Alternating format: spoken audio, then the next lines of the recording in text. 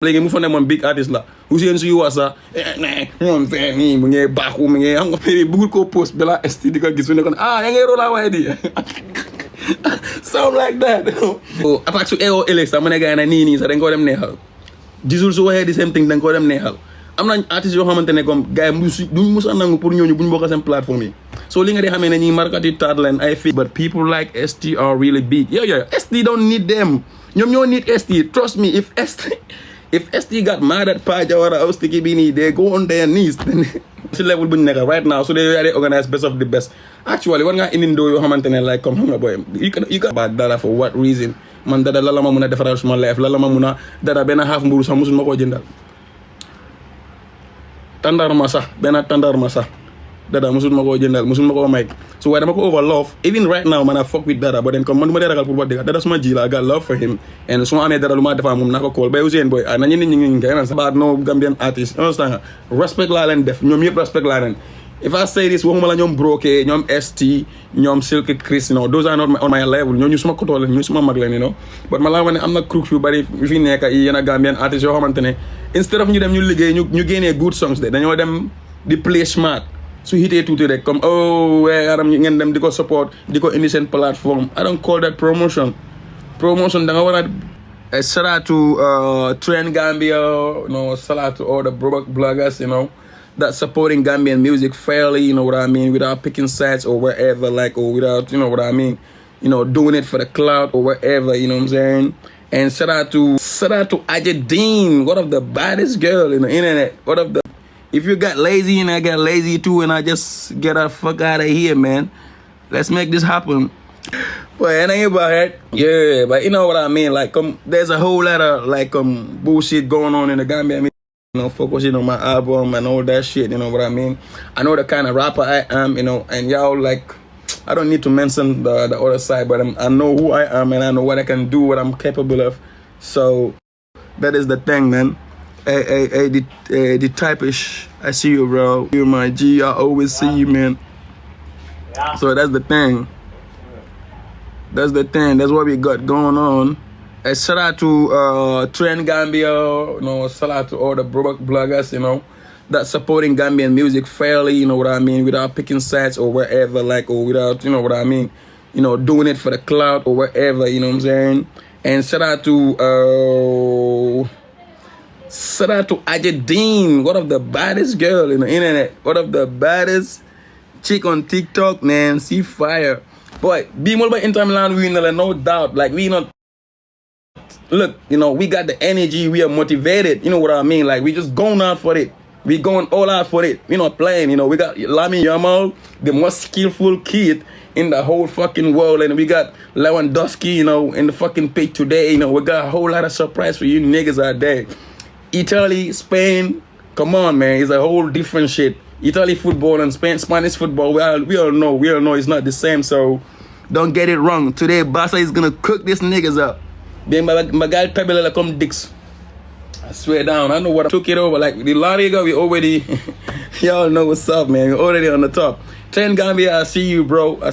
You're doing wonders, bro. Like, if all these bloggers can be real, like a little bit like you, bro. Gambian music is going to a whole next level, bro. We got so many fake bloggers, so many fake promoters out here. Have you ever seen one promoter that brought out somebody like bena promoter bu indi bena hale mu promote ko mu invest in mom mu make, you know, put some money on a young artist or do whatever, but then mu put la on de la yobu say I stage, they organize, you know, de la yobu di put. None of these Gambian promoters are doing that. All what they do, they know how why this you get a hit song, everybody's talking about it and you call me. Boy, it's happened. But I'm going to take Bena for like boy, Sanyang boy. I'm going to take Bena. Is that's what you call promotion? That's not promotion. And what this Pajawara and Sticky B is doing is stupid. Best of the best. What is best of the best? Do you know the best rapper in Gambia? No one can tell. But you know, you can't tell who's the best rapper in Gambia. You can never tell that. But we all know who's the biggest rapper in Gambia. That's ST. You know what I mean? ST is the biggest in Gambia. Nobody can deny that. You know. But we got so many talented youths, talented kids out there. Like, they need help. They need to perform on a big platform. They need to be known. They wanna They want to utilize their talent out there, and no one is there helping them. So they're gonna have the guy getting a song like so hit it to the come ngeen dem di ko support di ko indi seen platform. I don't call that promotion. Promotion you have to take someone from scratch to the top level. That's what we understand. Okay, that's what happened here. But in Gambia here, we got wolves in a sheep cloth. You know, all this 95% of these promoters are just liars. You know what I mean? Like, you know, they chase cloud. They just, you know what I mean? Man, nobody what digger. Man, I don't give a fuck about nobody. Like, Kutawa Fidi Majema living small like champion bitch. You think I give a fuck about anybody in this Gambia? Well, son, respect more there. I respect people that respect themselves. I respect people that support the truth. But if you're not so negotiate side you know, don't give a fuck about you, man. You understand? So let's be factual here. We have no promoters in Gambia. We got some people that we just come and do whatever they want to do. Or so I mean cloud, so I mean hype, you know, you invest young, you def so you boob bar, just as a passion take, and then they put the rest of the money in their fucking pocket. That's what these niggas are doing. I'm not meaning the actual. I'm not saying everybody. I mean most of them. Sorry, most of them are not promoters. You know, guy, if you come, life it dix you there, guy, like moves ni, life it janah ni. You gain nga ambe na living ni, like your boy be like, you take that boy sanyang. You know, ni krip karap. That's not promotion, little business. Like this nigga said, yeah, they just making business. They never promote. Of course, bro, you're right. So tap on the screen, man. Let's get this shit done. They never promote anything. They just sit in one corner, watching what happening in the whole scene. Okay, no wonder too much date class. All for the money, promoters. Hey, Train, I see you, bro. Too much date class, all for the money. Because you're like on the 3rd December. Nga bàyyi ko mu def ko on the 3rd, but then yow tam da ngaa dem nga génne on the 3rd December indi Youssou Ndour, kale tamit jël on the 3rd December indi Titi, kale jël on the 3rd December indi ST. What the fuck is that? What the fuck is that? But I'm gonna ñoo mayante space, boy. You support until like come on, boy. This is one industry, one Gambian music. Like if one is doing a concert or whatever, like, you know, to push his career or at least to make some out of that and then to help himself, I feel like, you know, we all have to stand by him. Understand? If YDEE is doing a show, like you come together, that's not gonna work. Understand? But I mean, so when you funk a date and baby, let's secure that date. You know, we make sure that nigga grab his back, grab his stacks. You know, that's what we're supposed to do. But I don't see no promo.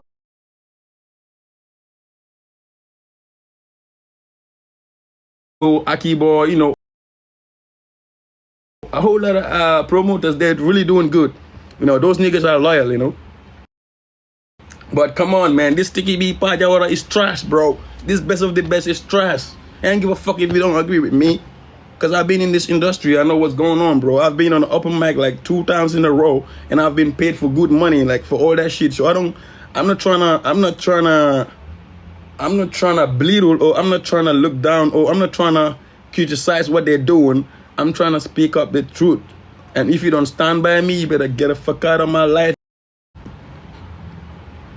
Yeah. And Marang 4. So this is what is happening in Gambia. We don't have promoters. And at this level, Pajawara Sticky B level right now, so they organize best of the best. Actually, one guy in Indo, like come home, boy. You can put them on. Understand? You're promoter. Holal Benando, I'm talent, you know, you're trying to do an album for him. Understand? Well, I'm a mixtape. Invest in Dobo when he got big, you know, every show, yeah, mom, they them percentage, low than their promotion. But you just sit at one corner watching someone doing his own thing, you know, doing whatever, and then nga boka si success am. Nga fene yo da nga moose. Ay moose len fi amé. Moose yu amut gen, ñoo ñom promoter len. Na ngeen ñu gëna moose wala ñu gëna ew, ngeen wir. Ngeen over stupid. Not happening like this. Amut kenn ko fa ñoo di tek ay show di rob artist yi. Jox len tuti ba and then nga jël most of the money and then nga ne yow promoter bu mag nga ban kan nga fi promote ban from scratch mu yóbbu ko si top level kooku mooy promoter. Understand? Loolu leen Everybody that's streaming right here. Hey, Sassy, I see you, man. Thanks a lot for the like. Hey, they could do better lifting up the younger ones, but people like ST are really big. Yeah, ST don't need them. You don't need ST. Trust me, if ST got mad at Pajawara or Sticky Bini, they go on their knees. Come on, man. Y'all don't know what happening. ST su ko nee sax mu saaga gars seen day sax gars ëllëg dañoo dem gars neexal ko ba pare ñu def ko si fly bi because they know without ST seen show bi dafa am big problem. Understand nga? So attaque su eewoo ëllëg sax mu ne gars yi nii sax dañ koo dem neexal. Gisul su waxee di same thing dañ koo dem neexal. Am nañ artistes yoo xamante ne comme gars yi duñ mus a nangu pour ñooñu buñ bokk seen plateforme yi. So li nga di xamee ne ñi markati taat leen ay fake leen this is dumbass niggas, you know, calling themselves, you know, promoters like xam nga man su ma génnee ma wax man lii moo tax man du ma dee bëgg a waxaat anything about this Gambian music whole stuff, you know, because Gambia bëggul ku dee wat dëgga soo waxee dëgga dafa réew am naa complication yu bari loolu fii dama dee ñëw ma wat dëgga because of yaa ngi jël benn nit nga def ko yàlla rek ma ñëw ma tiigal ndeyam rek nga ne waaye ji dafa yabaate dafa nii xamut boppam who the fuck are you, but nobody du ma dee musa génn and I see someone asking me about what I was saying on the internet. No one does that. Even one time, you know, I never have a complication here. Someone come to me, run up on me like, yo, bro, what you saying? What you doing in the internet? No one does that. Like, how the fuck y'all? Someone said, YDEE, honestly, I appreciate you. And I'm a big fan. More love, bro. More love, bro. Let's stand by the truth or when you make a fake. And I will never be fake for no motherfucking, I don't know, promoter or whatever, or artist, bro. Even though so I keep it real, my music is not gonna sell. I would rather keep it real. So my music will sell. Because me, I believe in one thing. Whatever I'm gonna achieve in my life, I'm gonna achieve it either by music or not. And right now, you know, like man, I don't know how to put this down. Sorry, excuse me, bro. Sometimes when I talk too much, I just, you know.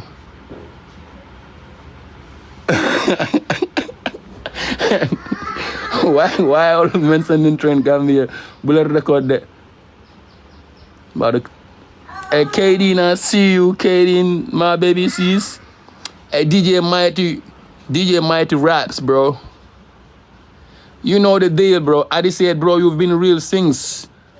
Head up, stay focused, bro. That is the thing, you know. Lolo mo you know. But this whole Gambian music shit, bro. Then go what I set out there. Then go what I set up. But I like am na artiste yu bari yoo leen nekk di support fii sax bul dégga dañoo waxante dégga artistes yi xam ne man artiste laa gars yi artiste leen dañ dee toog dañ dee waxtaan give a fuck about no Gambian artiste understand nga respect laa leen def ñoom yëpp respect laa leen if I say this waxuma la ñoom Broké ñoom ST ñoom Silk Chris, you know, those are not on my level ñooñu suma kotoo leen ñu suma mag leen, you know, but ma laa wax ne am na crook yu bari yu fi nekk yi yenn Gambian artistes yoo xamante ne instead of ñu dem ñu liggéey ñu génnee good songs de dañoo dem di play smart dem si promoters yi jëndal leen dem si tiktokers yi jëndal leen dem boole seen boppa fu xew rek ñu boole fa seen boppa fu jax rek ñu dugga fa xam nga nii naa kirib karab di defal nit yi free video advert birthday video advert or whatever like ngeen am all black all white all blue ngeen am all yellow gars yi defaral leen video volunteer yi ñëw si show bi ñu ngay play sense pour ñu tam suñu amee show ngeen ñëw ngeen feesal seen show yi yow sa QCity bu fees ak ba pare sa album bu jarut dem feesal QCity man I don't give a fuck about that loolu it doesn't make sense to me. Sa QCity bi dee ñaari nit ñoo ñëw sax ba pare nga def best album man I rate you 100% because lu ma lay gis mooy you really put it in work understand nga yaa ngi focus you're doing what is needed to be done understand nga but then di jaay muus nii di laaxu si gannaaw artiste di laaxu si gannaaw nii gis nañ loolu fii lu bari you know so Gambian music da ngaa réewe bëgg a dee at the end of the day bro yéen level boo leen bëgg a ñu des ñun bëgg ñoo des si level boobu noonu den bëgg a move and y'all better stop thinking comme soo defee soo QCity rek big artiste nga loolu moo na artiste yu bari fii nii Hussein Dada sax loolu moo ko na def na QCity mu nekk mu defaat QCity mu nekk gars yi cepee nii ñëw karab système yi boole nii krib karab booy ñoom ini nii karab léegi mu fa ne moom big artiste la Hussein suy wax sax ñoom fee nii mu ngi baaxu mu ngi xam nga fa maa nii dara ma ni ngi baaxu mu ngi xam nga fa maa nii dara ma ni laa ko dee seetaane rek ñi laa ko dee seetaane si internet bi amoon na time mu génn si mu ne man dama nekk di yaaxaat deram bi si interviews and I'll be saying stuff about him. And who is Dada? Mama talk man. I want to say stuff about Dada for what reason? Man Dada lala ma muna defaral suma life. Lala ma muna Dada benn half mburu sax musul ma ko jëndal. Tandarma sax benn tandarma sax Dada musul ma ko jëndal musul ma ko may. So waaye dama ko over love. Even right now man I fuck with Dada, but then comme man du ma dee ragal pour wax dëgg Dada suma ji la I got love for him. And su ma amee dara lu ma defaa moom naa ko call bay Ousseyn boy nañu nit ñi ngi sax ñu def loolu noonu. But that was time album bi bu mu ñoo jot mu ngi ut cloud mu ngi ut nga fa ni just show pour people to pay more attention on him. Wahala Child TV said I should use music to express myself. Bro, you are dumb. Bro, you are dumb. Bro, you are dumb. Go listen to my music, bro. Big cloud chase ala mari. Abe cloud chase in la life. Momo je life. Abe requesto se ne nama requesto se ne aba try la for mol be al na kabije.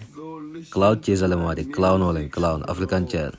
He's a clown, just insulting people on the internet like a bitch. Real life na ya olja si buwa fanka, you know. Ite kana dango cloud chase ale. Ay momo je life abe requesto se na. Remember to ba wodu jantil ngalo ne.